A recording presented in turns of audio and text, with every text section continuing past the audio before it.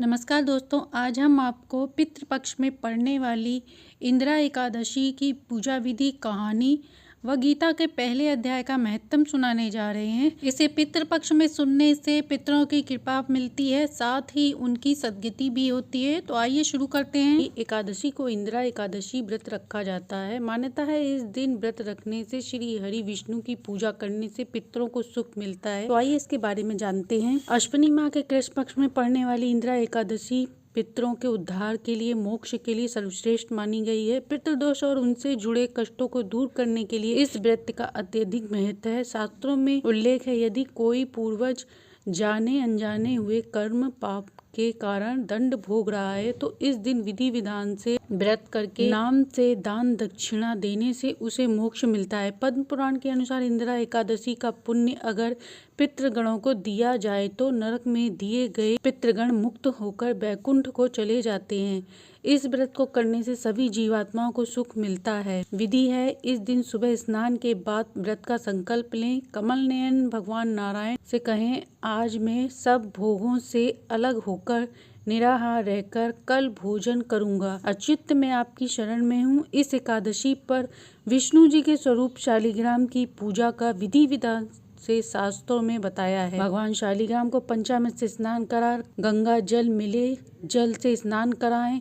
पूजा में पीला चंदन, अबीर, गुलाब, अक्षत, मूली, फूल, तुलसी दल भोग अर्पित करें। इसके बाद प्रभु की आरती करके एकादशी की कथा पढ़ें। मध्याह्न काल में भगवान विष्णु की प्रसन्नता के लिए शालिग्राम शिला के सम्मुख श्राद्ध करें। द्वादशी को प्रातः काल भगवान पद्म नाम की पूजा करें। इंदिरा एकादशी का व्रत करने वाला पुरुष इस लोक में सभी सुखों को भोग कर अपने पितरों का उद्धार कर अंत में विष्णु लोक को जाता है। कथा है, सतयुग में महिष्मतिपुर के राजा इंद्रसेन धर्म पूर्वक राजा प्रजा के उद्धार के लिए कार्य करते थे। वे विष्णु भगवान के भक्त थे। एक दिन देवऋषि नारद उनके दरबार आए। राजा प्रसन्न होकर उनकी सेवा की और उनके आने का कारण पूछा। देवऋषि ने बताया, मैं यम से मिलने यमलोक गया, वहां मैंने तुम्हारे पिता को देखा। उन्होंने बताया कि व्रत भंग होने के दोष से यमलोक की यातनाएं झेलने को मजबूर हैं। उन्होंने तुम्हारे लिए यह संदेश भेजा है कि तुम उनके लिए इंदिरा एकादशी का व्रत करो, जिससे वह स्वर्गलोक को प्राप्त कर सके। राजा ने पूछा कि हे मुनिवर, कृपया करके इंदिरा एकादशी के संदर्भ में बताएं। देव ऋषि ने बताया कि अश्विनी मास की एकादशी पितरों को सद्गति देने वाली है। व्रत में अपना पूरा दिन नियम संयम के साथ बिताएं। व्रती को इस दिन आलस्य त्याग कर हरि नाम का भजन करना चाहिए। पितरों का भोजन निकाल कर गाय को खिलाएं, फिर भाई बंधु नाती पुत्र आदि को खिलाकर स्वयं भी मौन धारण कर भोजन करें। इस विधि से व्रत करने से आपके पिता की सद्गति होगी। राजा ने इसी प्रकार इंदिरा एकादशी का व्रत किया। व्रत के पुण्य प्रभाव से राजा के पिता गरुण और आरुण होकर विष्णु धाम को चले गए और इसके बाद मृत्यु के उपरांत इंद्रसेन भी स्वर्गलोक को गए। तो अब सुनते हैं गीता के पहले अध्याय का महत्व, जिसे सुनने से पितरों को सद्गति मिलती है। पार्वती जी ने कहा है, भगवान आप सब तत्वों के ज्ञाता हैं। आपकी कृपा से मुझे श्री विष्णु संबंधी नाना प्रकार के धर्म सुनने को मिले, जो समस्त लोगों का उद्धार करने वाले हैं। देवेश, अब मैं गीता का महत्व सुनना चाहती हूँ, जिसका श्रवण करने से श्री हरि में भक्ति बढ़ती है। महादेव जी बोले, उनका श्री विग्रह अलसी के फूल की भांति श्याम वर्ण का है। पक्षीराज गरुण ही उनके वाहन हैं, जो अपनी महिमा से कभी अच्युत नहीं होते तथा शेषनाग की सैया पर शयन करते हैं। उन भगवान महाविष्णु की हम उपासना करते हैं। एक समय की बात है, मूर दैत्य के नाशक भगवान विष्णु शेष सैया के रमणीय आसन पर सुख पूर्वक विराजमान थे। उस समय समस्त लोगों को आनंद देने वाली भगवती लक्ष्मी ने आदर पूर्वक प्रश्न किया, हे प्रभु, आप समस्त जगत का पालन करते हुए भी अपने ऐश्वर्य के प्रति उदासीन से होकर जो इस क्षीर सागर में नींद ले रहे हैं, इसका क्या कारण है? भगवान बोले, सुमुखी, मैं नींद नहीं लेता हूँ, अपितु तत्व का संरक्षण करने वाली अंतर्दृष्टि के द्वारा अपने ही महेश्वर तेज का साक्षात्कार कर रहा हूँ। यह वही तेज है जिसका योगी पुरुष कुशाग्र बुद्धि के द्वारा अपने अंतःकरण में दर्शन करते हैं तथा जिसे मीमांसक विद्वान वेदों का सार तत्व निश्चित करते हैं। वह महेश्वर तेज एक अजर प्रकाश स्वरूप आत्मरूप रोग शोक से रहित अखंड आनंद का पुंज निष्पन्द तथा दैत रहित है। इस जगत का जीवन उसी के अधीन है, मैं उसी का अनुभव करता हूँ देवेश्वरी। यही कारण है कि मैं तुम्हें नींद लेता सा प्रतीत हो रहा हूँ। लक्ष्मी जी ने कहा, आप ही योगी पुरुषों के ध्येय हैं, आपके अतिरिक्त भी कोई ध्यान करने योग्य तत्व है?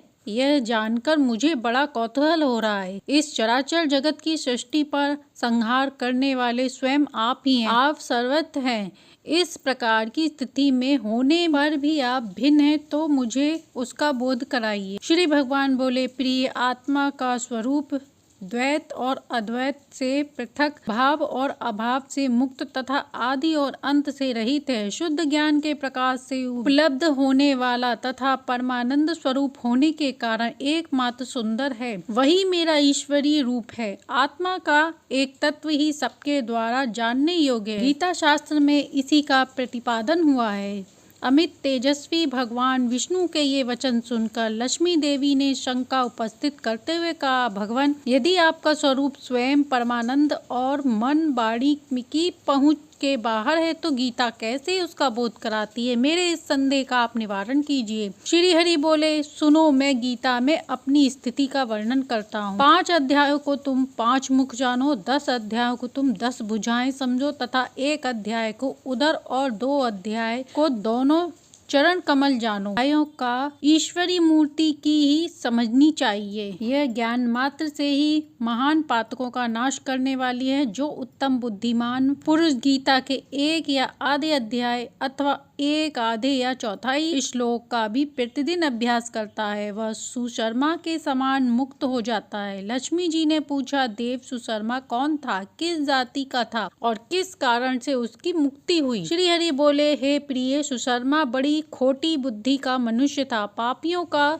तो वह शिरोमणि ही। उसका जन्म वैदिक ज्ञान से शून्य और क्रूरतापूर्ण कर्म करने वाले ब्राह्मणों के कुल में हुआ था। वह न ध्यान करता, न जप करता, न होम करता, न ही अतिथियों का सत्कार, सदा विषयों के सेवन में ही आसक्त रहता, हल जोतता और पत्ते बेचकर जीवित रहता। उसे मदिरा पीने का व्यसन था तथा वह मांस भी खाया करता था। इस प्रकार उसने अपने जीवन का दीर्घ काल व्यतीत किया। एक दिन मूढ़ वृद्धि सुशर्मा पत्ते लाने के लिए किसी ऋषि की वाटिका में घूम रहा था। इसी बीच में काल रूपी धारी काले सांप ने उसे डस लिया। सुशर्मा की मृत्यु हो गई। वहाँ की यातनाएं भोगकर मृत्यु लोक में लौटकर आया और वहाँ बोझ ढोने वाला बैल हुआ। उस समय किसी पंगु ने अपने जीवन को आराम से व्यतीत करने के लिए उसे खरीद लिया। बैल ने अपनी पीठ पर पंगु का भार ढोते हुए बड़े कष्ट से 7-8 वर्ष बिताए। एक दिन पंगु ने किसी ऊंचे स्थान पर बहुत देर तक बड़ी तेजी के साथ उस बैल को घुमाया। इससे वह थक कर बड़े वेग से पृथ्वी पर गिरा और मूर्छित हो गया। उस समय वहां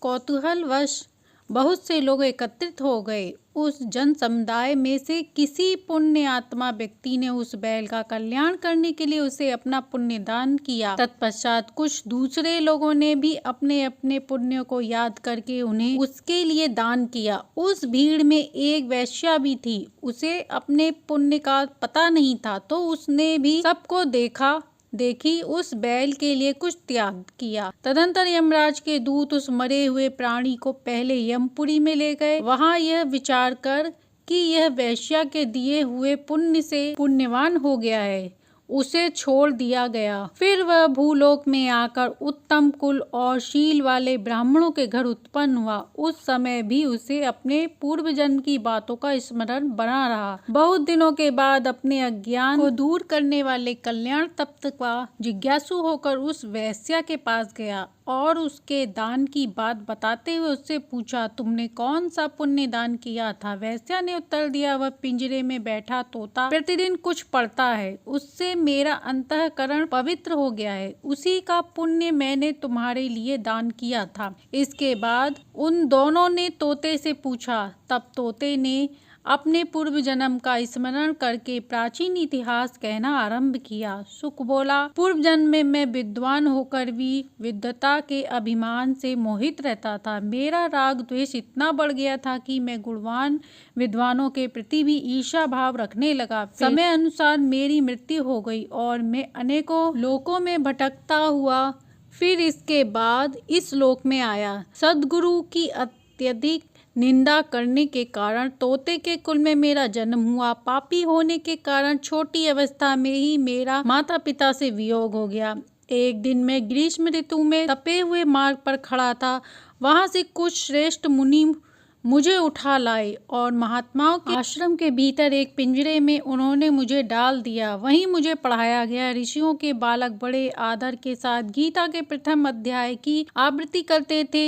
उन्हीं से सुनकर मैं भी बार बार पाठ करने लगा। इसी बीच में एक चोरी करने वाले बहेलिया ने मुझे वहां से चुरा लिया। तत्पश्चात इस देवी ने मुझे खरीद लिया। यही मेरा वृतांत है जिसे मैंने आप लोगों को बता दिया। पूर्व काल में मैंने इस प्रथम अध्याय का अभ्यास किया था, जिससे मैंने अपने सभी पापों को दूर किया। फिर उसी से इस वैश्या का भी अंतःकरण शुद्ध हुआ और उसी के पुण्य से ये द्विज श्रेष्ठ सुशर्मा भी पाप युक्त हुआ। इस प्रकार परस्पर वार्तालाप और गीता के प्रथम अध्याय के महात्म्य की प्रशंसा करके वे तीनों निरंतर अपने अपने घर पर गीता का अभ्यास करने लगे। फिर ज्ञान प्राप्त करके वे मुक्त हो गए। इसलिए जो गीता के प्रथम अध्याय को पढ़ता है, सुनता है तथा अभ्यास करता है, उसे इस भवसागर को पार करने में कोई कठिनाई नहीं होती है। तो ये था गीता के प्रथम अध्याय का महत्तम व एकादशी की पूजा विधि व कथा। इसे पितृपक्ष में सुनने से सुख शांति व समृद्धि के साथ विष्णु भगवान की कृपा बरसती है। तो कहानी, कथा व अध्याय का महत्तम अच्छा लगा हो तो लाइक एंड सब्सक्राइब करें।